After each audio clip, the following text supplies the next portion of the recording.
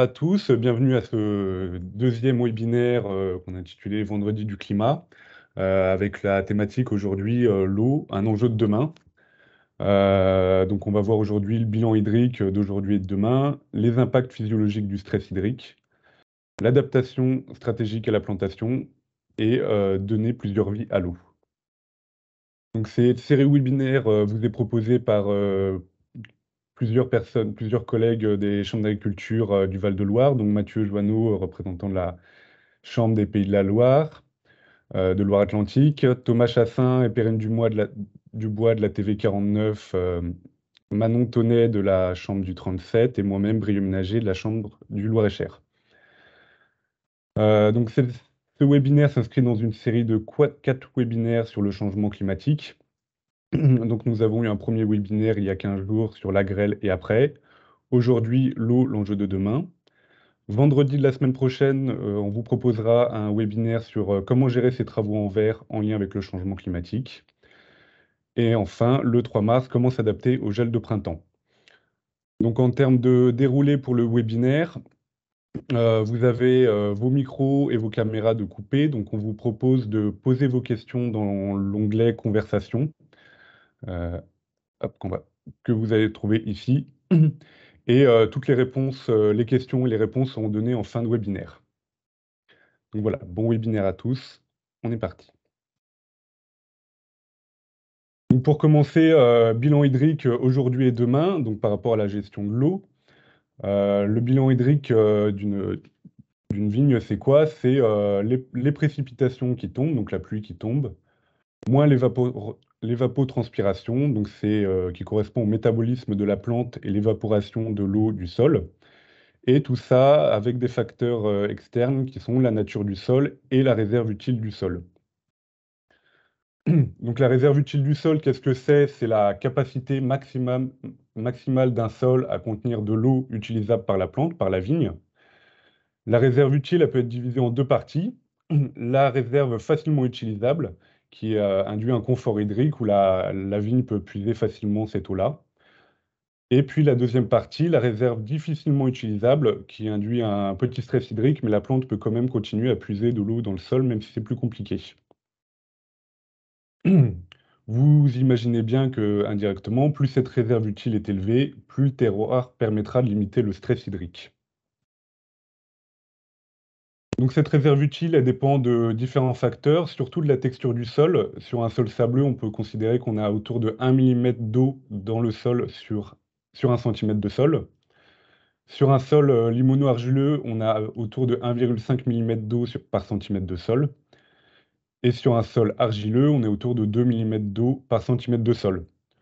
Donc, par exemple, un sol limono-argileux de 40 cm aura une réserve utile théorique de 40 x 1,3, 52 mm. Il y a bien sûr d'autres facteurs qui interviennent, l'exploration racinaire, entre autres. Si vous avez des vignes qui ont des racines jusqu'à 20 cm, forcément, vous n'allez pas exploiter toute l'eau possible disponible dans le sol. Le taux de matière organique va modifier un petit peu aussi cette capacité de rétention d'eau dans les sols et la structure du sol ainsi que sa pierrosité.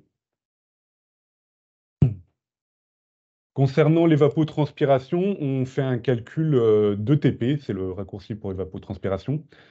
Donc, comme je vous disais tout à l'heure, c'est lié à la transpiration de la culture et à son métabolisme et l'évaporation du sol. Cette ETP, elle est extrêmement liée aux températures, donc on peut faire des calculs assez faciles avec ça. Donc si on regarde l'évolution de la température, dans le passé, on avait un degré moyen de 11,3 degrés Celsius annuel. Si on fait des projections qui ont été faites dans le cadre de Climanvie, un projet sur le centre Val-de-Loire, on peut voir que dans un futur proche, à horizon 2050, la température passerait de 11,3 à 12,3 degrés. Et dans un futur lointain, sur un scénario, on va dire optimiste, à 13,3 degrés annuels de moyenne. Et si on prend toujours un futur lointain, horizon 2100, sur un scénario 8,5, un peu du pire, on serait à 15 degrés annuels de moyenne. Donc ça se traduit comment par rapport à l'ETP, donc l'évapotranspiration, qui se calcule en millimètres d'eau évaporée par la plante et par le sol. On était aujourd'hui autour de 700 mm d'évapotranspiration annuelle. Et il faut imaginer qu'à horizon 2050, on serait plutôt à 790 mm. À horizon 2100, on serait plutôt autour de 830 mm sur un scénario un petit peu optimiste et sur un scénario un petit peu pessimiste. À horizon 2100, on serait plutôt à 900 mm annuels. Concernant les précipitations annuelles, parce que comme je vous rappelle, le bilan hydrique, c'est les précipitations moins l'évapotranspiration, on peut voir qu'il n'y a pas d'évolution significative des précipitations annuelles. Par contre, on se pose beaucoup de questions sur le fait qu'il pourrait y avoir une augmentation des précipitations hivernales et une baisse des précipitations estivales, ce qui nous intéresse le plus finalement. Donc cela entraînerait un double effet, baisse des précipitations estivales et augmentation de l'ETP. Donc ça pourrait amener une contrainte hydrique estivale un peu de plus en plus importante. Donc en quelques chiffres sur l'Anjou Saumur, sur les projections qu'on peut avoir de bilan hydrique. Donc on peut voir que d'ici 2050, on aurait un déficit hydrique accentué de 4 mm et à horizon 2100, un déficit hydrique accentué de tour de 40 mm. Donc ça, c'est les projections qui ont été faites sur l'Anjou sous mur. On peut voir que dans le Muscadet, ces projections sont sensiblement les mêmes. Pour représenter autrement, dans le secteur du centre Val-de-Loire, on peut voir ici un graphique avec le déficit hydrique sur le côté en millimètres et la saisonnalité en décades avec tous les mois de l'année. Et on peut voir que sur les périodes de juin, juillet, août, on aurait des déficits hydriques qui engendraient un stress de plus en plus important au fur et à mesure des années qui vont s'écouler et suivant les scénarios possibles. Donc tout cela, ça va induire des stress et des impacts sur le métabolisme de la vigne. Et je vais laisser Mathieu présenter cette partie-là.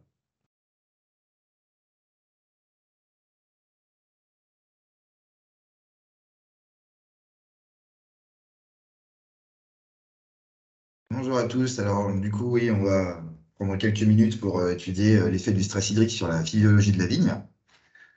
Alors, un bref rappel sur la vascularisation de la plante. Il y a deux canaux différents. Donc, il y a le phloème qui conduit la sève élaborée, donc celle qui est chargée des produits de la photosynthèse depuis les feuilles vers le reste de la plante. Et il y a le xylème qui, lui, va conduire la sève brute, donc l'eau chargée de minéraux depuis les racines, jusqu'aux autres organes et notamment vers les feuilles. Comment ça fonctionne? Il y a de l'évapotranspiration qui se fait à travers les feuilles. Donc, il y a oui, une différence forte de pression entre les feuilles et l'air environnant, ce qui va aspirer l'eau à travers les stomates. Et en fait, cette aspiration va se répercuter tout au long de la vigne, de la feuille vers les rameaux, vers le pétiole, du pétiole vers les rameaux, du rameau vers le tronc, du tronc vers les racines et des racines vers le sol dans lequel ça va aspirer l'eau. Il faut un peu voir le xylème comme une grosse paille qui aspire à travers toute la vigne l'eau dans le sol. C'est un peu schématique, mais c'est un peu ça. C'est une conduction qui se fait de façon complètement passive. Voilà. Alors, du coup, le stress hydrique, quel risque ça va, si ce n'était pas régulé, quel risque ça aurait pour la plante? Alors, euh, tout d'abord, ça limite les échanges entre l'eau du sol et les raisins, donc beaucoup moins d'apport de minéraux s'il y a moins d'apport d'eau. Et surtout, quand il y a un trop fort potentiel hydrique dans le xylème, ça va créer ce qu'on appelle des cavitations, donc des bulles de gaz qui, à un moment, finissent en embolie et stoppent tout simplement la conduction de la sève. Et ça fait un canal qui ne sert plus à rien. Quand ça arrive trop souvent, c'est une partie du végétal qui n'est plus irriguée et qui va mourir. Et dans les cas les plus graves, ça provoque la mort de la plante. Euh, à côté de ça, suivant la période de laquelle le stress hydrique va arriver, ça ne va pas avoir forcément les mêmes conséquences. Pendant la floraison, ça va créer un stress qui va perturber la floraison et créer potentiellement de la coulure, donc sur un stress hydrique vraiment précoce. Si ça arrive pendant la nouaison, donc au moment de la division cellulaire dans les baies, ça peut perturber cette division cellulaire aussi et donc créer du mirandage. Pendant la période de la fermeture de grappes, c'est le moment où les baies grossissent par croissance cellulaire. Donc, si un stress à ce moment-là, ça va perturber cette croissance cellulaire et donc ça va limiter la taille des raisins. Il faut noter que dans toute la période aussi d'initiation florale entre la floraison et la véraison, donc le moment où les grappes de la future année sont en train de se former dans les bourgeons, un stress hydrique, ça perturbe aussi cette initiation florale. Donc, s'il y a un stress hydrique à ce moment-là, ça peut diminuer la fertilité des bourgeons sur l'année d'après. Enfin, pendant la véraison, le risque principal, c'est un blocage de la véraison. Alors, la plante va mettre en place tout un tas de réponses par rapport à ce stress, notamment la vigne qui est physiologiquement très sensible en fait à la cavitation aux embolies, donc il va mettre en place pas mal de réponses pour pas que ça n'arrive et limiter donc le potentiel hydrique à l'intérieur de la plante. Elle va notamment produire en cas de stress un acide qui s'appelle l'acide abscisique et qui va servir de messager à travers la plante pour déclencher tout un tas de réponses. La première de ces réponses, c'est la régulation stomatique, c'est-à-dire que l'acide abscisique va provoquer la fermeture des stomates pendant une partie de la journée. En cas de stress modéré, pendant une grosse partie de la journée, en cas de stress fort, donc c'est un frein aussi passif, tout simplement en fermant les portes. Si on ferme les stomates, il n'y a plus d'échange gazeux avec l'air, donc il n'y a plus d'évapotranspiration dans les stomates fermés. Alors après, s'il n'y a plus d'échange gazeux, il n'y a plus d'évapotranspiration, mais il y a aussi plus de photosynthèse. Donc, la régulation stomatique diminue la photosynthèse. En cas de contrainte modérée, ça diminue de 15 à 20%, mais quand la contrainte est forte, ça peut diminuer jusqu'à 50%. Et à ce moment-là, la plante ne se nourrit plus correctement par la photosynthèse. C'est dans ces cas-là qu'on peut avoir des blocages de maturation. Il faut noter que les raisins ne puisent pas de l'eau dans la plante par cette différence de potentiel hydrique qui vient de l'évapotranspiration, comme on le décrivait tout à l'heure. C'est un mécanisme par pression osmotique, en fait, avec l'accumulation d'acide et de sucre dans les baies, et que donc la régulation de l'ouverture des stomates n'a pas d'impact sur l'eau que puisent les raisins. Donc, la charge de la vigne a un impact direct sur la résilience de la vigne au stress hydrique. Autre réponse de la plante va inhiber la croissance végétative en cas dès les contraintes hydriques modérées. L'acide abscisique est un inhibiteur de croissance et ça va donc limiter tout simplement la croissance des rameaux. Ça prend quelques semaines à se mettre en place et il faut voir que c'est une bonne chose pour la viticulture puisque c'est du carbone, donc des sucres principalement, qui vont se retrouver redirigés depuis la croissance végétative vers le remplissage des grains et la maturité. En cas de contrainte modérée, donc on le voit sur le graphique, la photosynthèse diminue peu, par contre la croissance diminue beaucoup et une grosse partie de ces sucres sont redirigés vers la maturité et vers la croissance des baies. En cas de contrainte hydrique forte, la diminution de la photosynthèse, par contre, fait qu'on perd cette redistribution-là. Enfin, un gros effet de la contrainte hydrique, c'est la défoliation en cas de stress fort, va se provoquer pour plusieurs raisons. Tout d'abord, l'acide abscisique va accélérer la sénescence des feuilles, donc la chute des feuilles, comme à l'automne, notamment dans la zone des grappes. S'il y a donc cavitation et embolie dans les pétioles des feuilles, ces feuilles ne seront plus irriguées, elles vont mourir et tomber. Enfin, s'il y a un ralentissement du métabolisme du fait de la fermeture des stomates et de la diminution de la photosynthèse, il y a moins de synthèse, notamment de chlorophylle, et il y a un jaunissement général de la plante. Tout ça, ça va avoir des conséquences, on va dire, sur les caractéristiques œnologiques des raisins. Alors, en premier lieu, les acides sont synthétisés lors de la croissance cellulaire dans les baies. Donc, si cette croissance est perturbée, il y aura moins de synthèse d'acide tartrique et malique, donc une diminution déjà à la base de l'acidité dans les baies. En deuxième lieu, l'acide abscisique provoque une synthèse d'anthocyanes et de polyphénols de façon générale, notamment dans les cépages rouges. Alors ça, c'est directement proportionnel à la contrainte hydrique. Donc ça, c'est ce qu'on voit sur le graphique de droite, avec la concentration d'anthocyanes dans les baies en fonction de la contrainte hydrique subie par la plante. Sur les blancs, ça peut provoquer de l'amertume. Le fait qu'il y ait moins de nutrition azotée, ça fait qu'il y ait moins de précurseurs d'arômes dans les baies. Et enfin, il y a une grosse conséquence sur le taux d'alcool. Donc ça, c'est ce qu'on voit sur le graphique de gauche. En cas de contrainte hydrique faible, donc insuffisante, il y a une grosse partie des sucres est dirigée vers la croissance végétative, donc on a un degré qui est plus faible. En cas de contrainte modérée, la photosynthèse fonctionne encore bien, mais il y a redirection des ressources carbonées vers les baies, donc là on a un degré qui est plus élevé. Et en cas de contrainte hydrique forte, la diminution de la photosynthèse est trop importante et on a des blocages et une chute du degré. Alors voilà, pour éviter que cette contrainte arrive, on a plusieurs moyens, et notamment à la plantation, et ça, je vais laisser Perrine vous en parler.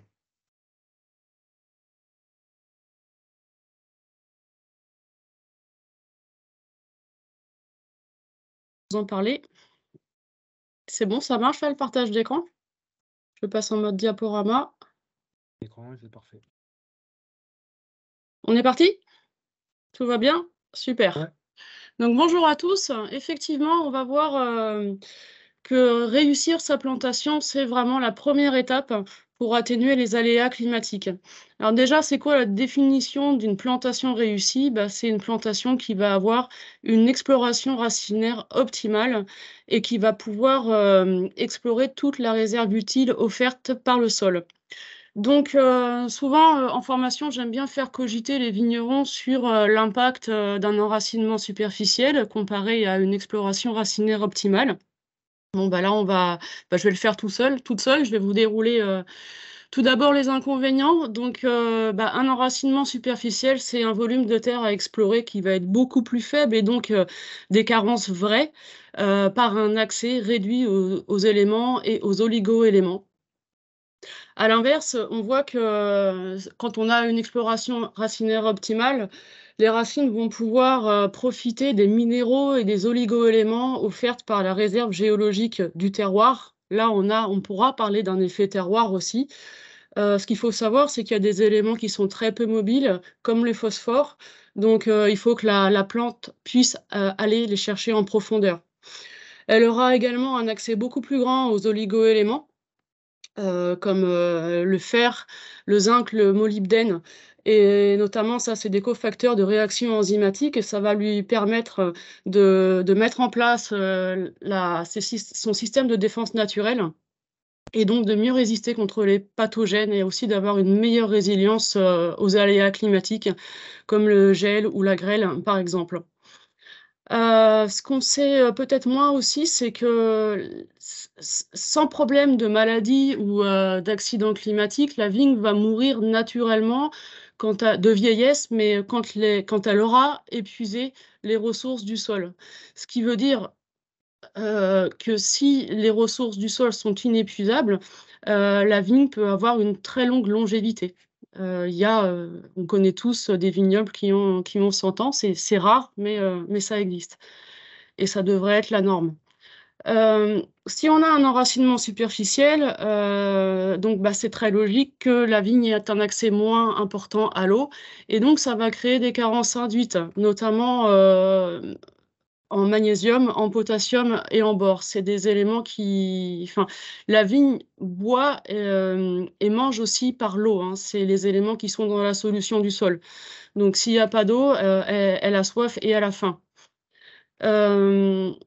D'autre part, elle va rentrer plus rapidement en stress hydrique parce que c'est ses racines qui vont informer les feuilles qu'il fait sec et donc faire passer le message de l'arrêt de la photosynthèse. Donc, plus l'enracinement est superficiel, plus elle va rapidement rentrer en état de stress et arrêter sa photosynthèse.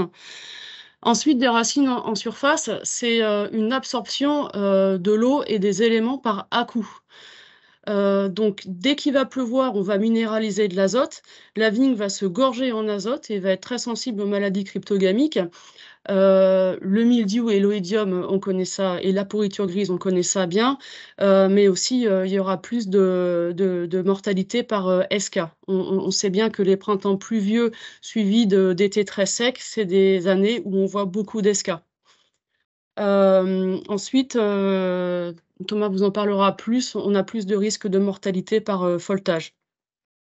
Ce qui est important aussi et de plus important dans les années qu'on vit là, c'est que des racines en surface, c'est des racines qui vont être au contact d'une température plus élevée plus tôt et donc ça va provoquer un débourrement plus précoce. et donc des risques de gel accrus. Donc pour venir à une exploration racinaire optimale, quand la vigne peut s'enraciner en profondeur, il va y avoir une alimentation plus régulée en eau. Donc il va y avoir aussi une contrainte hydrique, mais elle va s'installer de façon beaucoup plus progressive. Et ça, c'est quelque chose qui est très bien pour la vigne, qui va lui permettre de respecter son cycle physiologique, donc de passer de sa phase de croissance à sa phase de mise en réserve. Ça va être le signal pour elle de l'arrêt de croissance. Ça va favoriser, là encore, le métabolisme secondaire et la synthèse de molécules de défense naturelle. Et puis, c'est le signal de l'ahoutement et donc de la mise en réserve. Et puis, bah, évidemment, un ancrage profond, ça va faciliter le travail du sol. Et puis, on va diminuer un petit peu la concurrence des adventices, en tout cas pour la ressource en eau. Alors, on va aborder toutes les bonnes pratiques pour réussir ces plantations. Et donc, je fais quand même une petite parenthèse sur les maladies que sont le pourridier et le cournouet. Donc, c'est vraiment des maladies qui peuvent pénaliser de façon très grave les plantations. Et bah, pour les éviter, il faut essayer d'enlever un maximum de racines quand on arrache les vignes. Donc, ce qui se fait le plus souvent, c'est ce que vous voyez à gauche, c'est la machine en U. Donc, c'est un sabot qui va passer de 40 à 60 cm de profondeur. Le problème, c'est qu'on observe qu'il reste énormément de racines. Donc là, on a un gros inoculum pourridier cournoué. Alors qu'à droite, on a utilisé un godet peigne, ou on appelle ça un râteau fléco. Et on observe qu'il y a quasiment plus de racines. Donc c'est beaucoup plus adapté pour enlever les racines. C'est un petit peu plus long au passage. En revanche, il n'y a pas d'équipe ensuite qui va enlever les racines restantes. Donc finalement, au total, on y gagne en temps de passage hectare. Alors un petit bémol cependant, c'est le peigne va marcher moins bien quand les sols sont compacts et argileux, donc ça sera effectivement plus efficace en sol sableux et meuble. Cette parenthèse est refermée. Il va être très intéressant entre l'arrachage et la replantation, c'est d'avoir un temps de repos. Donc dans l'idéal, c'est 2 ans et demi, ce qui se fait rarement. 1 an et demi, c'est déjà très bien. Donc ce temps de repos, c'est pas une friche naturelle, c'est un repos actif avec un couvert qu'on va semer. Donc là, vous avez une photo d'une prairie annuelle qui est semée tous les ans. Alors c'est un exemple assez rare puisque là, c'était pendant 5 ans. Et on observe qu'à 1,20 m de profondeur, on a plein de racines de cette prairie et que les racines de l'ancienne vigne ont été colonisées par les racines du couvert. Et quand on observe ça, quand on observe que les racines de la vigne morte sont envahies par les espèces prairiales, on peut considérer que le risque sanitaire lié aux décomposeurs est en partie contrôlé. Donc c'était une citation de Yves Héraudy qui a écrit un bouquin formidable qui s'appelle « Replanter une vigne ». Alors, avant de semer ce couvert, ce qui est intéressant, c'est de mettre la matière organique. Et là, on peut en mettre des grosses quantités. C'est la seule manière de répartir de façon homogène et biodisponible de la matière organique en profondeur. Donc, c'est les racines du couvert qui vont réorganiser cette matière organique et à sa destruction, elles vont restituer en profondeur cette matière organique. En revanche, ce qu'il faut proscrire, c'est l'enfouissement par labour profond de fumier. Ça peut fermenter parce qu'on le met en absence dans des horizons où il n'y a pas d'oxygène. Donc ça va fermenter et ça peut être très toxique pour les jeunes racines des plants.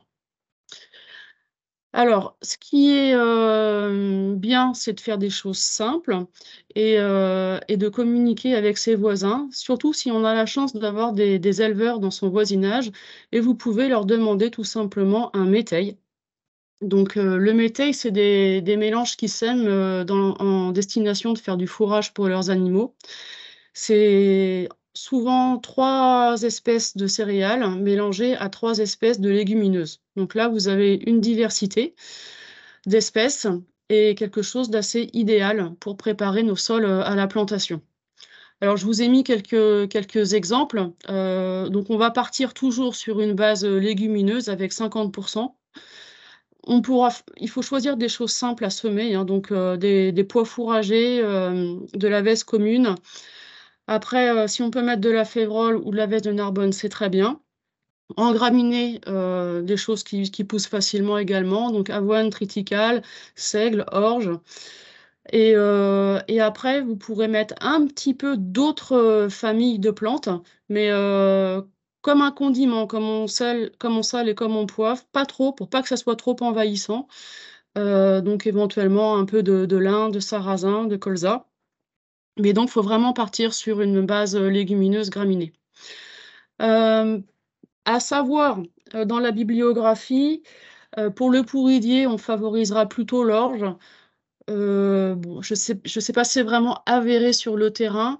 Dans tous les cas, on essaiera d'éviter, le blé, la fève, les haricots, les maïs, les rosiers aussi. On est dans une région de rosiers, à Douai-la-Fontaine.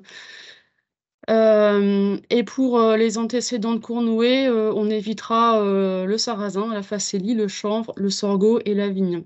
Donc il y a eu des essais là, dans un projet qui s'appelait Biocoup, qu'on montrait que ces espèces-là pouvaient, favoriser, le retour des nématodes, dans la vigne.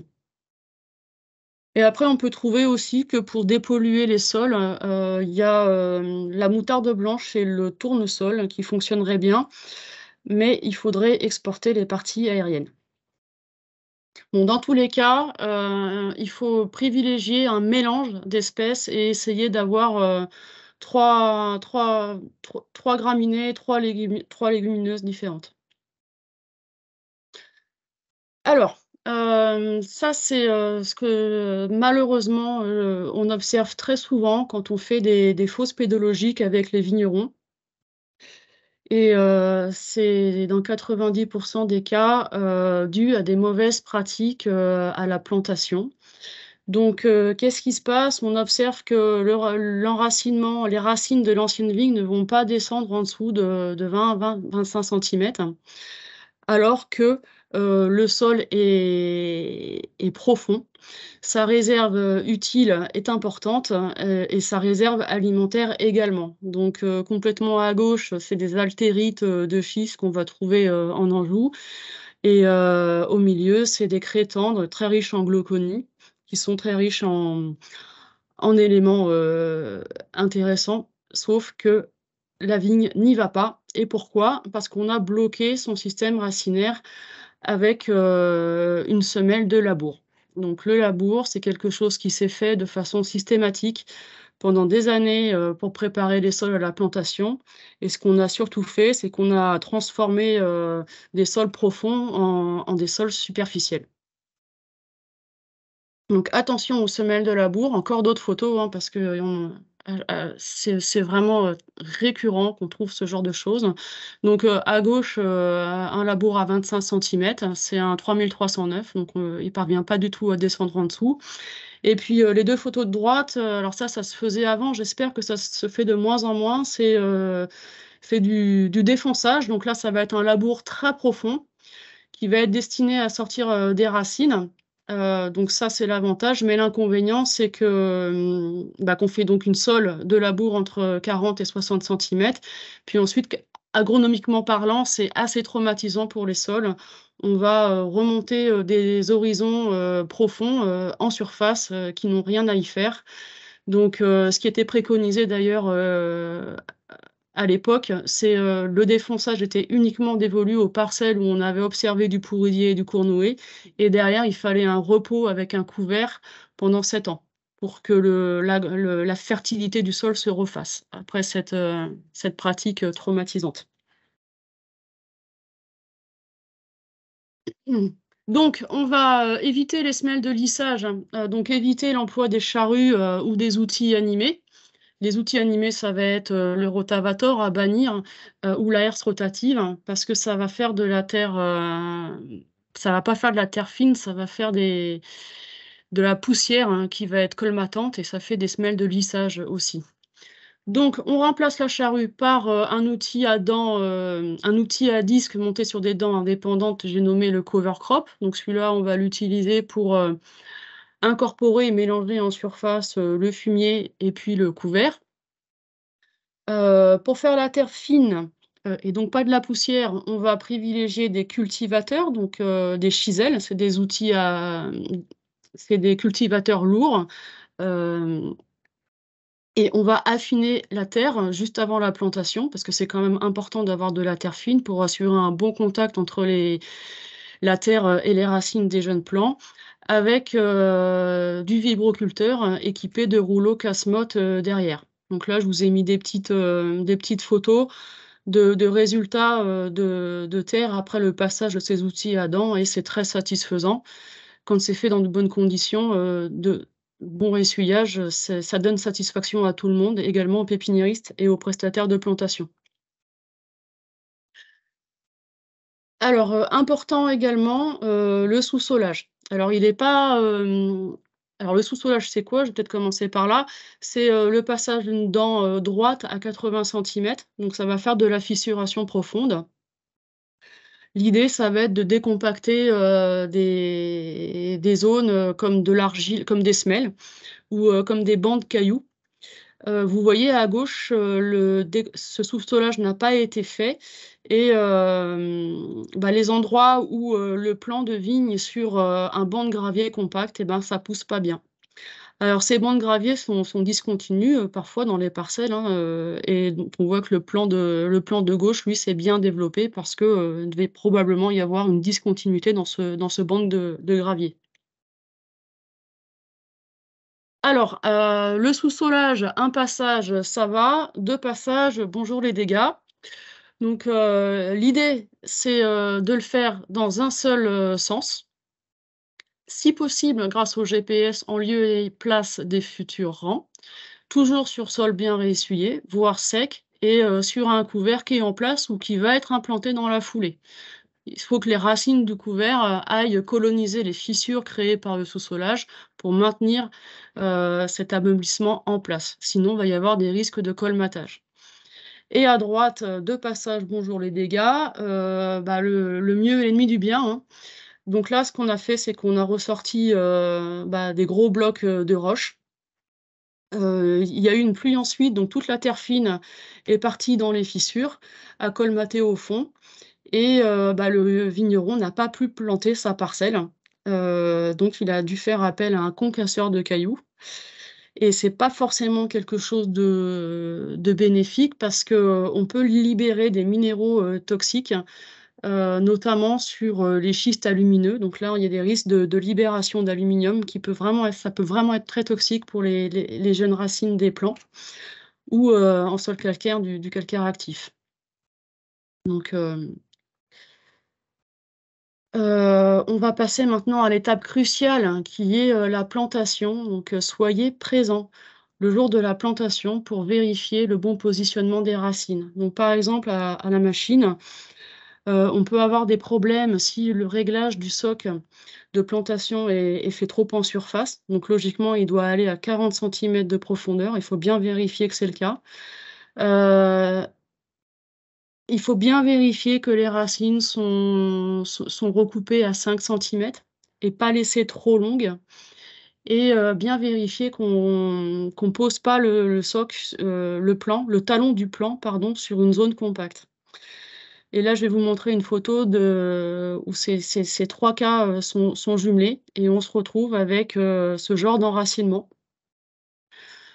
Donc elles sont toutes regroupées en queue de cheval à 25 centimètres de profondeur et ça pousse pas, hein. Donc là, c'est un gros lot qui est, greffé sur un Gravzac qui a 7 ans et qui culmine à 10 hecto-hectares et malheureusement, on peut observer, que ces mauvaises pratiques ont été faites. On peut connaître l'origine, que c'est la plantation.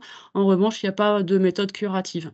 Donc là, il faut, tout arracher et tout recommencer. Donc c'est vraiment l'étape où il faut être présent à la plantation. Donc, en plantation machine, 5 centimètres, c'est un bon compromis. Ce qui nous donne, comme à droite, là, c'est un sol qui a été préparé avec un vibroculteur, justement, pour préparer le chantier de plantation. Et le plan est parfaitement bien planté, avec des racines qui sont bien disposées de façon verticale. En plantation manuelle, la longueur des racines préconisées, ça va être 1 à 2 cm. Donc c'est pas beaucoup, mais si on laisse plus long, elles seront mal positionnées. Et il faut bien vérifier que les planteurs fassent le petit geste de relever légèrement le plan, pour éviter d'avoir ce genre de choses, c'est-à-dire des racines qui vont remonter le long du plan et tricoter un peu autour du porte-greffe, et donc des vignes qui vont assez mal pousser. Et dans l'idéal, si on peut planter à la main, il faut le faire l'idéal, c'est de le faire à la pioche. Donc là, on peut faire vraiment des grands trous, et ça laisse plus de latitude pour laisser des racines longues, donc on peut aller jusqu'à 10 cm. Dernier point, important, c'est, de pas trop penser à sa trésorerie les premières années, donc de pas laisser trop de raisins les premières années sur les jeunes vignes. Il faut bien penser que les grappes vont faire directement concurrence, aux racines. Donc nous, ce qu'on va conseiller, alors en termes d'éclaircissage, jusqu'à la 4e feuille, ça va être, de laisser, 2 à 4 grappes en 3e feuille et 4 à 6 grappes en 4e feuille. Après, évidemment, on va faire varier ce nombre de grappes en fonction de la réserve utile du sol et en fonction de la vigueur de la vigne. Donc vous allez, si vous ch on en voit très souvent, hein, des vignes qui sont surchargées, ça fait de la trésorerie pendant 2-3 ans, mais c'est autant de revenus qu'on n'aura pas après, pendant 10 ans, parce que la vigne va mourir 10 ans plus tôt. Allez, on va conclure. Donc pour éviter d'avoir comme à gauche, un cep de vigne qu'on va acheter dans une jardinerie bon marché, et qui va mourir dès qu'on va le mettre dehors, parce qu'il va être confronté à la vraie vie, hein, donc à du soleil ou à du froid. On va éviter les apports massifs de fumure azotée au moment de la plantation, jumelés à des semelles de labour, parce que ça va faire des haies foliaires très développées grâce à la fumure azotée. Quand il fera un peu sec, cette haie foliaire va avoir une demande en eau importante, et les racines ne vont pas pouvoir y pourvoir, parce qu'elles n'ont pas de place. Elles sont cantonnées à, à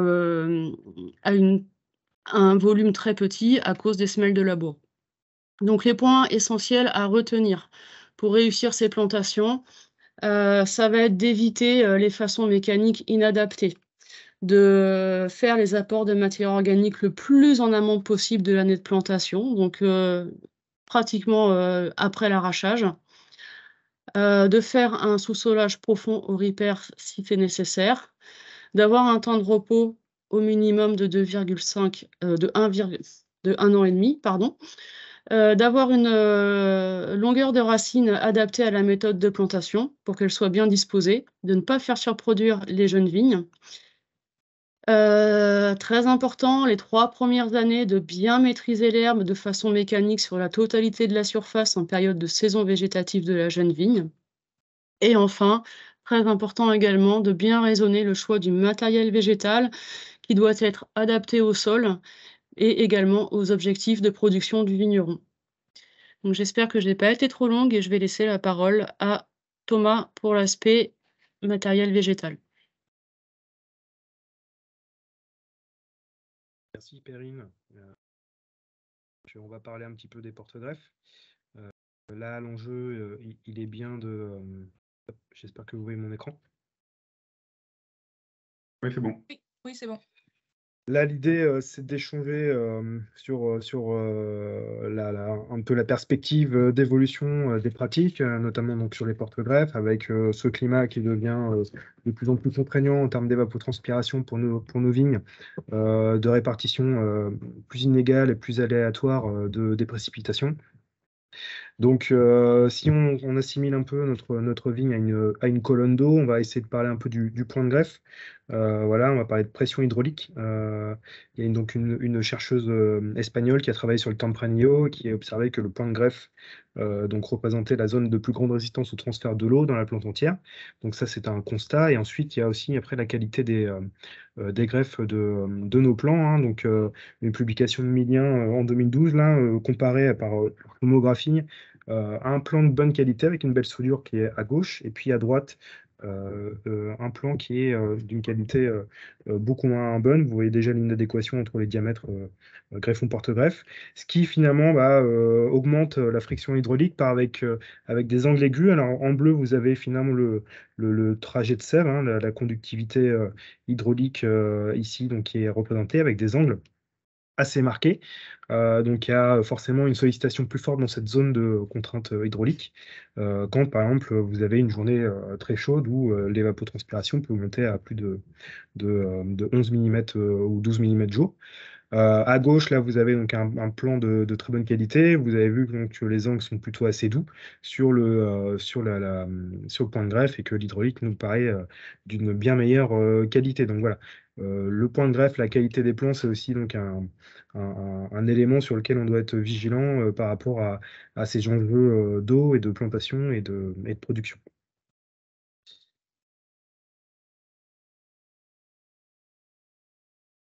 Donc, pour un petit peu balayer large, hein, on n'est pas là non plus pour faire de la préconisation, parce que la préconisation, ça se fait in situ, et là-dessus, il faut avoir l'ensemble des données. Mais en tout cas, on va essayer de comprendre un peu qu'est-ce qui fait qu'il y a des différences, notamment sur les aspects sécheresse, des différences de comportement des différents porte-greffes qui nous sont proposés, hein. Donc, c'est souvent lié du coup à leur croisement génétique, hein. Il faut savoir que, par exemple, les porte-greffes avec une génétique Berlandieri, c'est souvent des porte-greffes qui sont assez résistants à la sécheresse.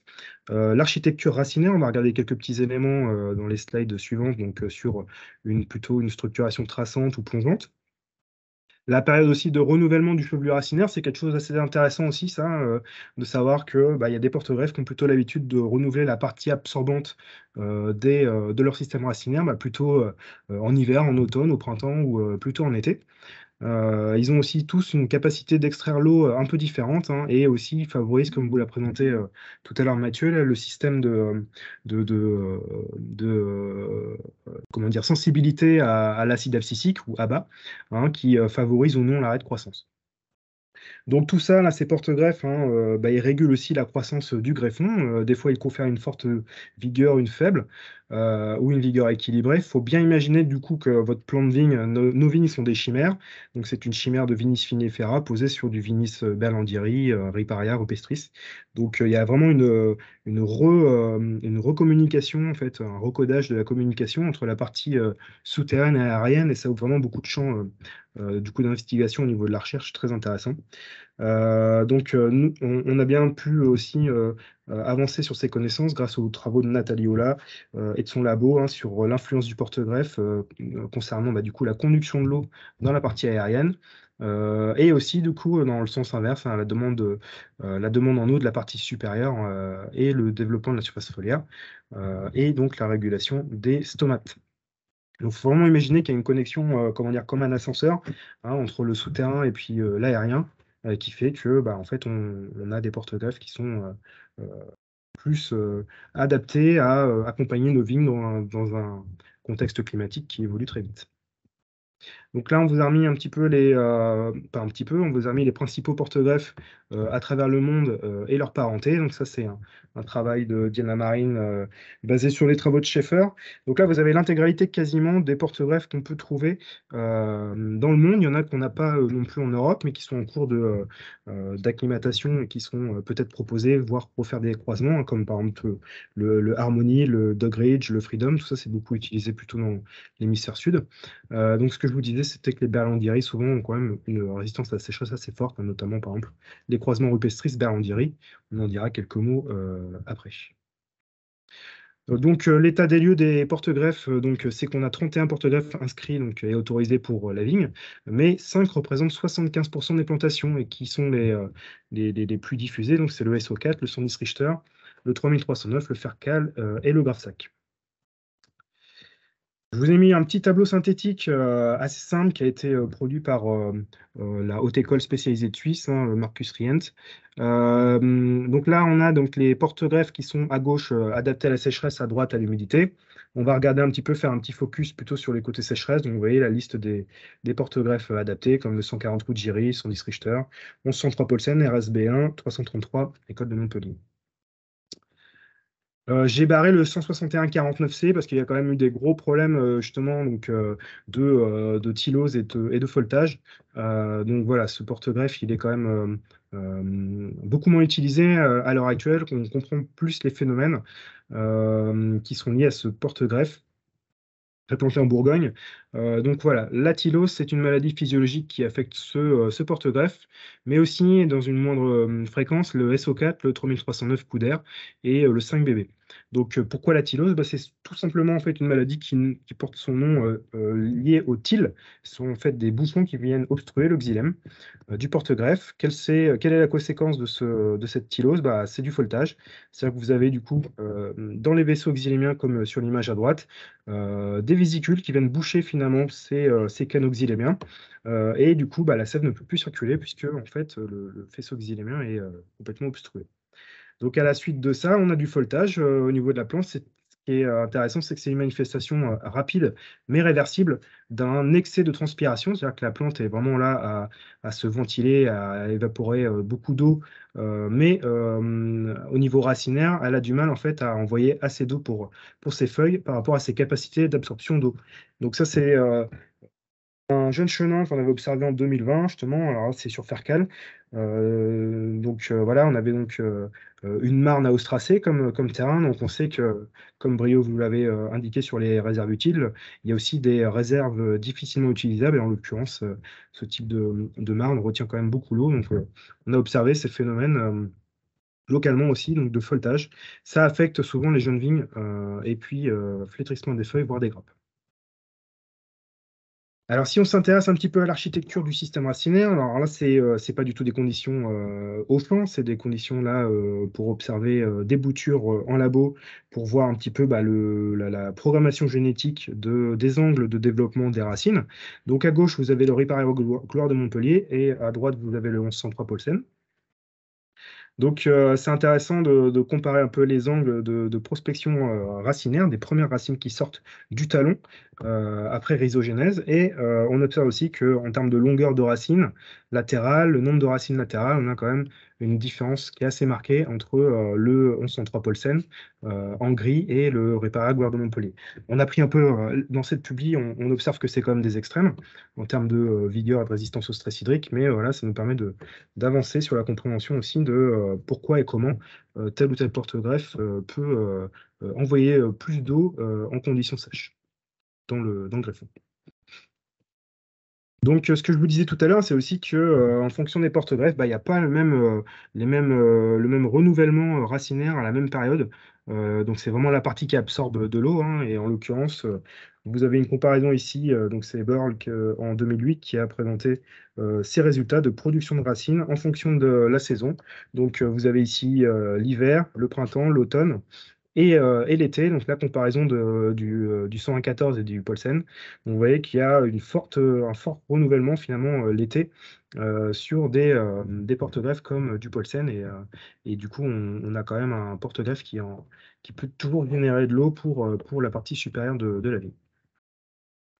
Alors, c'est donc aussi une comparaison là en rhizotron, c'est-à-dire que c'est une enceinte qui nous permet d'observer par transparence le développement racinaire. Ici, je vous laisse regarder le 110 Richter qui est à droite avec une forte densité racinaire dans le bas du profil, contrairement à un Riparia qui lui est très très dense, mais plutôt avec plutôt en superficialité. Donc sans faire une liste à l'après-vert, mais on peut toujours identifier des porte-greffes qui sont intéressants. Là, on vous a listé, donc ils sont tous bons ou très bons au niveau résistance à la sécheresse. On pense du coup au 44-53 Maleg, lui qui fournit une vigueur faible à moyenne. Alors après, il y a toujours on ne peut pas trouver le mouton à cinq pattes, hein, c'est-à-dire qu'il y a toujours un élément qui peut être limitant dans certains cas de figure, d'où le fait qu'on ne peut pas faire de préconisation à la suite de notre échange, mais en tout cas, ça mène à la réflexion. Là, c'est un porte-greffe qui absorbe mal le magnésium, mais un peu comme le fer-cal, par exemple. On a le RSB1 qui est très planté sur Uniblanc en Charente. Lui, il a une bonne résistance à la sécheresse, pardon. La vigueur est plutôt forte. Le 333M, nous, il nous paraît assez séduisant puisque il a aussi une tolérance au calcaire actif assez haute et il supporte aussi les excès d'humidité. À contrario, là, je switch tout de suite sur la ligne du bas. Le Sandis Richter, lui, et par contre, est très sensible aux excès d'humidité. Donc, on ne pourra pas utiliser ce porte-greffe dans ce contexte. Et il y a aussi comment dire, des problèmes d'affinité sur Pinot Noir avec ce porte-greffe. Je reprends du coup ma ligne sur le 196-17 Castel. Il est assez utilisé dans des sols schisteux dans le sud de la France ou granitiques. Voilà, donc c'est un croisement Riparia rupestris. On a le 103 Paulsen qui commence à assez bien se développer, nous, dans notre secteur Anjou-Saumur, plutôt secteur Anjou, donc croisement rupestris Berlandieri. Et il tolère aussi une humidité temporaire au printemps. Voilà un peu pour cette liste de porte-greffes qui nous semble assez intéressant. En conclusion sur les porte-greffes, voilà, c'est plus facile de gérer une vigueur en plus qu'une vigueur en moins. Quand on a une parcelle où on voit que tous les ans on a du mal à avoir du beau bois, que la production est un peu en dessous de nos attentes, vaut mieux avoir une vigueur en plus que courir derrière et de rapporter beaucoup d'éléments pour maximiser la fertilité, alors que l'eau, elle, bah voilà, elle est pas plus disponible que ça pour la plante. Les ETP, donc l'évapotranspiration, on sait que ça va augmenter hein, de l'ordre de au moins 16% à l'horizon 2040. On essaie quand même de faire des raisins qui nous emmèneront des vins de style Loire, quoi, hein, avec quand même un profil de maintien de l'acidité dans les mous. On sait que les vignes qui ont un peu plus de vigueur aussi, elles reprennent beaucoup mieux après le gel.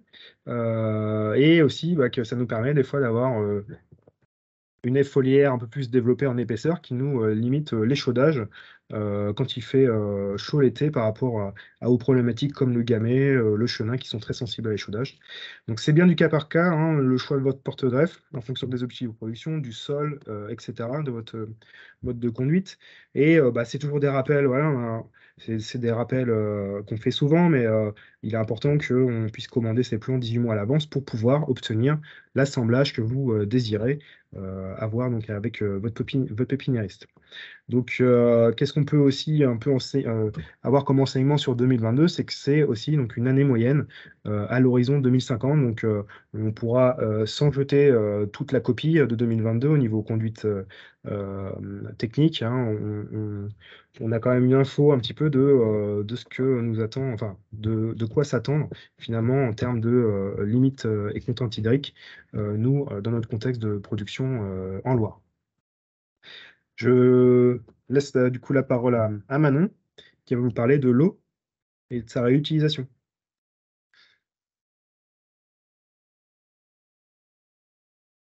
Manon, il faut que tu mettes ton micro. Tout le monde voit mon écran, excusez-moi. Ouais. Ouais, ok. Du coup, moi, je vais passer plutôt sur le fait de donner plusieurs vies à l'eau, donc on sort complètement de la production. Donc, juste pour faire un rappel rapide des projections climatiques, donc on va avoir une amplification du cycle de l'eau, donc une augmentation des températures des eaux de surface. On va avoir un accroissement de l'évapotranspiration et une augmentation de la vapeur d'eau. Ça va faire que dans certaines zones géographiques du monde, on va avoir des plus fortes précipitations et à l'inverse, dans certaines zones, on aura une intensification des phénomènes de sécheresse. Parmi les autres projections climatiques, on retrouve qu'on va avoir une diminution des débits d'étiage des cours d'eau, donc avec un risque de stagnation des eaux et un développement de bactéries qui vont rendre cette eau impropre à la consommation. On va avoir une baisse du niveau moyen mensuel des nappes phréatiques, un accroissement du déficit hydrique sur la période estivale, donc ça c'était ce que Prieux vous présentait il y a un petit peu moins d'une heure. Et on va avoir une augmentation du nombre de jours estivaux avec une température supérieure à 25 degrés par an. Juste pour resituer, sur la période jusque de 1976 à 2005, on avait à peu près 40 jours par an à environ à plus de 25 degrés. Sur la période qui arrive jusqu'en 2050, on sera à peu près à 70 jours par an. Donc, pour illustrer un tout petit peu mes propos, j'ai pris les données météorologiques de la station de Parcé-Mélé, la station Météo France. Donc, ce qu'on observe, en fait, c'est que vraiment, on a une augmentation des températures. C'est la courbe rouge en pointillé qui représente la moyenne de la courbe rouge en plein. Et en bleu, en pointillé, c'est aussi une espèce de moyenne entre 1980 et 2022 de la précipitation sur la station de Parcé-Mélé annuelle. Et on a vraiment aussi une diminution. Donc, voilà, c'était vraiment en illustration. En viticulture, enfin tout court, de toute façon, l'eau, c'est une ressource qui est quand même limitée. Et en France, la viticulture enfin en France, même dans le monde, en fait, la viticulture, c'est pas une culture vivrière. Donc si on se retrouve à avoir des années comme 2022 avec des forts déficits hydriques, l'utilisation de l'eau ira préférentiellement aux riverains et aux cultures prioritaires, donc les grandes cultures, le maraîchage, l'arboriculture, etc. Donc, en vigne, en fait, on est obligé de s'en préoccuper dès maintenant. Or, en viticulture, l'utilisation de l'eau... Ah, ça marche plus. L'utilisation de l'eau... J'ai un bug. Pourquoi ça marche plus? L'utilisation de l'eau, elle n'est pas simplement pour la nutrition des plantes. En fait, on s'en sert aussi quand on va nettoyer les outils, quand on va faire des traitements phytosanitaires, quand on va aller nettoyer le chai, ou quand encore vous faites de la prestation externe et que vous faites venir un embouteilleur. Donc, chaque mètre cube d'eau est indispensable. Donc, pour pour garder cette ressource précieuse, la première chose, c'est vraiment de la stocker, donc stocker les eaux de pluie. Mais ça, c'est pas forcément qu'à l'échelle de la viticulture, c'est en règle générale. On va essayer aussi de limiter la consommation avec des gestes simples. Et la troisième solution pour survivre face à une pénurie d'eau, ça serait de traiter les eaux usées et de les réutiliser. Donc, il y a déjà des pays où il y a des forts déficits hydriques qui se sont préoccupés de la question. Donc, par exemple, en Jordanie, ils recyclent jusqu'à 87% des eaux usées par an. Si on prend le cas de l'Union européenne, comme c'est sur cette courbe, en fait, les deux pays qui souffrent le plus actuellement de pénurie hydrique, donc l'Espagne et l'Italie, se sont déjà saisis de la question. Donc, l'Espagne réutilise jusqu'à 14% des eaux usées et l'Italie 8%. Alors, en France, on n'est pas si mauvais que ça parce qu'on a commencé à s'en préoccuper, mais on va recycler jusqu'à 1% seulement des eaux usées, ce qui n'est pas beaucoup. Avant de parler de recyclage des eaux et de retraitement des eaux usées, en viticulture, il faut quand même savoir de quel type d'eau on parle. Donc en fait, l'eau, elle va être contenue dans les effluents. On a des effluents d'un côté qui sont vinicoles, donc c'est des effluents issus des travaux au chai, et de l'autre côté, on va avoir des effluents viticoles issus des travaux à la vigne. Les effluents vinicoles, à l'heure actuelle, on est capable de les retraiter et ensuite on peut les remettre en milieu naturel, alors que les effluents viticoles, à l'heure actuelle, il n'existe pas de possibilité de retraitement de ces eaux. Donc aujourd'hui, mon discours va se concentrer sur les effluents vinicoles et comment en extraire de l'eau la plus propre possible. Donc en fait, à l'heure actuelle, ce qui existe, la solution la plus simple, c'est les stations d'épuration. Donc juste pour zoomer rapidement sur comment ça fonctionne, on a un système de pré-traitement où dedans, vous allez avoir, je vais remettre mon stylet, vous allez avoir un enlèvement des plus gros déchets, donc via des systèmes de dégrillage, de dessablage, de déshuilage. Donc c'est vraiment pour sortir les matières les plus grosses. Ensuite, vous allez avoir un traitement biologique, donc soit avec des boues activées, donc c'est ni plus ni moins que du bullage classique, et de la clarification. Alors dans ces bassins de clarification et dans ces boues activées, on retrouve des bactéries et des levures qui vont aller disséquer les plus grosses molécules des effluents vinicoles. Et on peut avoir, hop, si je reprends la main, et on va avoir du coup des possibilités, si la charge moléculaire, la charge de l'effluent vinicole est vraiment très mauvais, comment ça s'appelle? D'étapes supplémentaires qui vont se situer entre le traitement biologique et le rejet sur le schéma, qui vont se situer ici. Donc, on peut avoir des filtrations de l'eau, tout simplement, qui peuvent être via de l'osmose inverse, des nanofiltrations, des ultrafiltrations, etc. On va avoir des retraitements physiques de l'eau, on peut avoir de l'électrodialyse par exemple, et vraiment dans les cas les plus rudes où l'eau elle est vraiment chargée en molécules actives, on peut avoir des désinfections physiques de l'eau via des traitements à l'UV par exemple. Ensuite, on va vraiment devoir analyser l'eau. Donc, on va regarder les matières en suspension, on va avoir des indicateurs de la toxicité de l'eau, donc qui s'appellent la DBO et la DCO, les demandes biochimiques en oxygène et les demandes chimiques en oxygène, donc qui sont simplement des indices et qui permettent de savoir si l'eau ensuite peut être, je ne vais pas réussir, peut être rejetée dans les milieux naturels ou si elle peut être réutilisée. Donc en France, à l'heure actuelle, la réglementation fait qu'on peut simplement les rejeter en milieu naturel, ces eaux les plus claires possibles. Il y a certains pays qui permettent, en fait, à l'heure actuelle, tels que l'Espagne ou l'Italie, de recycler ces eaux au chai. Donc juste pour resituer par rapport, je vais prendre le cas de l'Espagne, par exemple, dans certaines bodegas, donc au chai, on va avoir une partie l'eau qui sort, enfin le vin qui sort, et de l'autre côté, les effluents vinicoles. Ces effluents vinicoles, on peut les séparer en deux parties. Ces effluents vinicoles, pardon, vont passer en station d'épuration et à la suite de la station d'épuration, on va sortir deux parties. Des boues, donc les matières solides qui peuvent être répandues dans les parcelles, et on va sortir de l'autre côté une eau qui va être la plus propre possible. En Espagne, ils ont des stations d'épuration dans les domaines, parce que l'eau étant très précieux là-bas, qui restent vraiment à l'échelle du domaine. Donc leur eau recyclée, d'un côté, elle va servir à la bodega, dans les cuisines, dans le fait de boire de l'eau au robinet, etc. Et de l'autre côté, elle repasse dans le laboratoire. Dans le laboratoire, il faut que l'eau soit la plus nette possible parce qu'ils nettoient les ustensiles qui leur permettent de faire les analyses de vin et donc ce sur quoi ils peuvent être contrôlés. Et du coup, la qualité de l'eau est vraiment essentielle pour eux. Et ensuite, cette eau du laboratoire, ils la réinjectent également dans le chai. Donc là, ils vont pouvoir nettoyer les cuves ou nettoyer s'en servir en fait dans le chai pour les usages quotidiens. Et donc là, on a réellement un circuit fermé de l'eau et on donne cette fois-ci plusieurs vies à l'eau. Et ça, à l'heure actuelle en France, c'est pas possible, mais c'est en cours. Il y a plusieurs études qui sont en train d'être menées, des études en Val-de-Loire notamment. Donc voilà, il suffit juste que la réglementation, que les études soient vraiment nettes et que la réglementation change.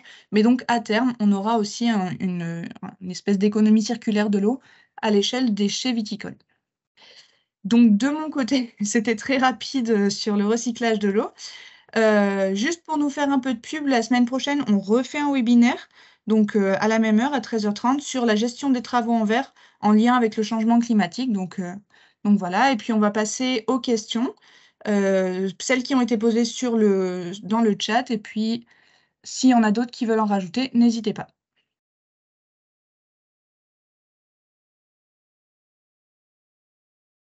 Et on a déjà des questions. Et on a des questions. Mathieu, c'était les premières étaient pour toi, il me semble. La première est pour moi, et la deuxième peut-être plutôt pour Perrine. Donc je propose d'attaquer par la première, hein, faire ça dans l'ordre. Alors la question c'était donc est-ce qu'on va avoir une récolte au moindre en 2023? Et c'était en réponse,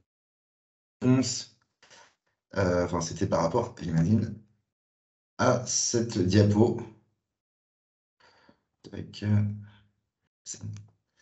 Le fait que quand il y a des stress hydriques qui sont précoces, ça puisse nuire à la fertilité, ça puisse nuire à l'initiation florale et donc à la fertilité l'année d'après. Alors là, la question, c'est vraiment, est-ce que ça peut être le cas cette année? Écoutez, ça va dépendre de plein de choses. Ça va dépendre déjà de la manière dont la vigne s'est comportée par rapport à la sécheresse, hein, si on avait une réserve utile qui était importante, si on avait une réserve utile qui ne l'était pas, si il y avait une charge qui était aussi importante. Même si la charge pour l'instant, au moins l'initié floral, c'est pas forcément la chose la plus impactante. On va dire que pour l'instant, si on regarde un peu les données de pluviaux qu'on avait sur le Val-de-Loire cette année, on avait quand même un déficit hydrique au mois d'avril et mai. Après, au moment du mois de juin, et qui est forcément au mois de juillet et août, mais au mois de juin, on était encore à peu près bien pourvu. Donc, on a eu des bonnes précipitations en mai et en juin, au moment où il y a le plus gros de la division cellulaire et de la croissance cellulaire, et au moment où il y a le plus gros de l'initiation florale. Après, c'est pareil, on était encore sur les pluviométries de l'hiver, même si c'était largement en dessous des normales de saison. On va dire que là, ça va vraiment dépendre des parcelles. S'il y avait des réserves utiles, si on a été à la fin de la réserve utile, arrivé, ouais, effectivement, après la floraison, ça a pu avoir ça a pu avoir un impact. Ça va vraiment dépendre de la parcelle, du cépage, de son efficience en eau, etc. Je sais pas si vous avez des choses à ajouter. C'est vrai que si je complète du coup Mathieu, mais c'est vrai que entre 2021, on a eu voilà une espèce de luxuriance et des bois de gros diamètre, et puis là 2022, on a quand même des bois qui sont beaucoup moins de diamètre moindre. Oui, oui, forcément, on connaît bien le lien quand même qu'il y a entre le diamètre moyen des sarments et puis la fertilité. Après, bon, je suis pas non plus inquiet.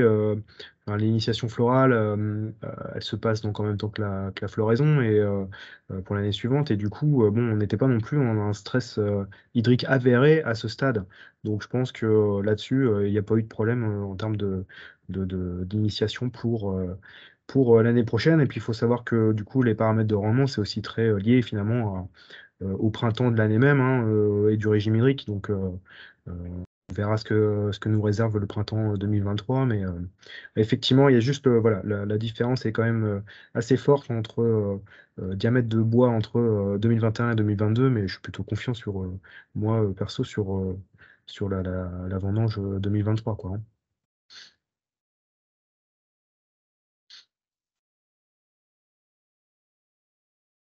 Alors, une question sur le sous-solage des vignes, mais déjà en place. Bah, déjà, Thomas, merci pour ce message d'espoir. Ça fait du bien par les temps qui courent. Bah ouais, il faut, hein. Faut Alors, être le positif. sous-solage, le sous-solage sur les vignes en place, à partir de 10 ans, c'est à proscrire parce qu'on va couper les racines de la charpente principale et la vigne n'est pas capable d'en reproduire une fois qu'elle a passé l'âge de 10 ans. Donc le sous-solage, c'est très bien pour faire de la fissuration avant la plantation, mais une fois que la vigne est en pleine production, ça risque de pénaliser très durablement son rendement. Donc à proscrire à partir de 10 ans et entre les 2, entre 0 à 10 ans, on va dire dans les premières années qui suivent, la plantation, ça peut éventuellement être une technique curative pour, corriger, des semelles qui ont été, réalisées, à la plantation. Mais ça doit vraiment rester, du curatif. Donc c'est vraiment, à réserver avant la plantation.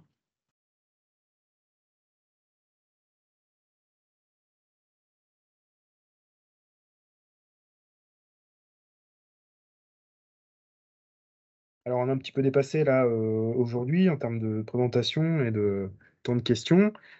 Si vous avez des questions, n'hésitez pas à les taper dès maintenant. Peut-être qu'en attendant, on peut peut-être poser quelques questions entre nous, si ça vous va. Ça peut peut-être être des choses qui peuvent être intéressantes. Du coup, Perrine, ma question, donc elle était sur attends, ma feuille. Voilà. Perrine, on sait que tu as bossé sur le paillage des vignes. Qu'est-ce que tu as observé concernant justement la contrainte hydrique, le comportement de ces vignes dans tes expés? Alors donc on a travaillé sur la question, mais j'ai pas forcément travaillé sur la réponse. Donc effectivement, j'ai fait des essais, de paillage, à base de paille de blé et à base de paille de miscanthus sur des vignes, des vignes en production, voire, des vieilles vignes. Donc sur ces vieilles vignes, on observe, un impact, plutôt favorable en termes d'assèchement du sol, c'est-à-dire que le paillage va être favorable et bien ralentir l'assèchement du sol. En revanche, sur les plantations, on a un essai qui est aussi en place, mais pour le moment, j'ai pas les références puisque j'ai pas encore fait les profils à la bêche pour voir ce qu'il en est, de leur racinement. Ma crainte, c'était que, quand même avec le paillage, on va, on va donner des conditions très favorables en surface avec plus d'humidité, voire plus de matière organique avec la dégradation de ce paillage. Donc on pourrait risquer d'avoir, des plants qui restent, des racines des jeunes plants qui restent en surface parce que, les conditions y sont meilleures. Donc c'est un point de vigilance pour moi, mais j'ai l'honnêteté de dire que je ne l'ai pas encore vérifié sur le terrain.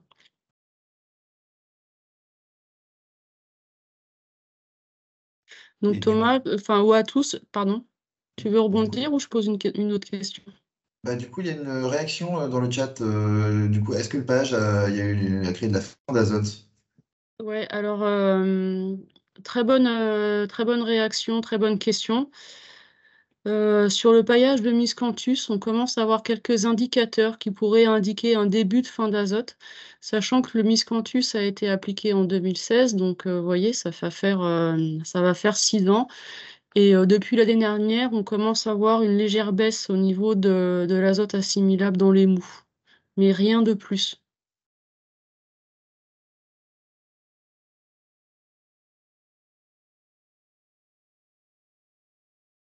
Et pour les jeunes vignes, on a au SPAD, donc ce qui mesure l'intensité chlorophyllienne, on n'a pas de différence significative, mais la vigne, elle est en 2e feuille, donc on n'a pas encore suffisamment de recul pour en tirer des conclusions.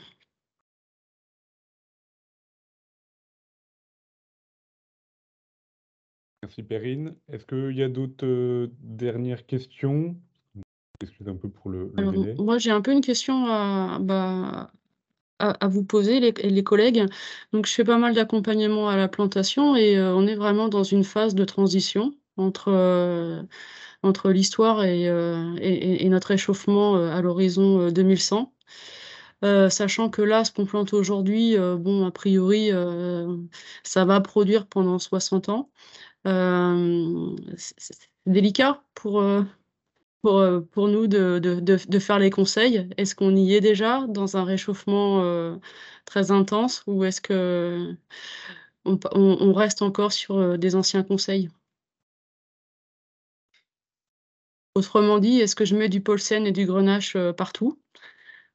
Ou est-ce que je nuance mon propos en demi-teinte avec du Gravzac et on continue à produire notre chenin? Et peut-être on remplace le Cabernet Franc par du Cabernet Sauvignon, mais bon, alors en gros, Paulsen et Grenache tout de suite ou on attend encore? Moi, je serais plutôt Paulsen et Chenin. Parce que voilà, on a fait des simulations, on a présenté ça au Cival, hein, du coup les présentations seront bientôt mises en ligne. Mais enfin voilà, avec une modélisation qui s'appelle le SEV, on réussit à voir qu'on peut produire du chenin. Alors avec des modifications de l'itinéraire technique, hein, c'est bien ça qu'il faut bien voir, hein, c'est différents leviers d'adaptation hein, qui pourraient nous permettre de conserver notre chemin. Voilà quoi. Et donc oui, oui. Est-ce qu'il faut pas qu'on mette le paquet sur l'évolution sur les porte-greffes et puis on va essayer de maintenir du coup notre chemin et les cabernets dans notre secteur. Après, effectivement, si on prend le même modèle de production comme ce qu'on fait aujourd'hui et qu'on le conserve sans rien changer, là, clairement, on va dans le mur. Ça va être plus compliqué, quoi, en tout cas, pour avoir le style Loire, la fraîcheur, les degrés qui ne dépassent pas 15,5. Enfin voilà, c'est quelque chose, un vrai enjeu quand même, quoi. Donc, Si je peux me permettre, en plus, on a entre le matériel végétal au niveau porte-greffe, entre la conduite de la vigne, entre effectivement la gestion des travaux en verre, de l'enherbement, l'augmentation de la matière organique dans les sols, avant de changer nos cépages, on a quand même d'autres leviers à activer en priorité. Ça, le changement de cépage, je pense que c'est ce qu'on fait en dernier recours quand le reste a échoué, parce que ça abandonne une partie effectivement de l'identité de nos appellations.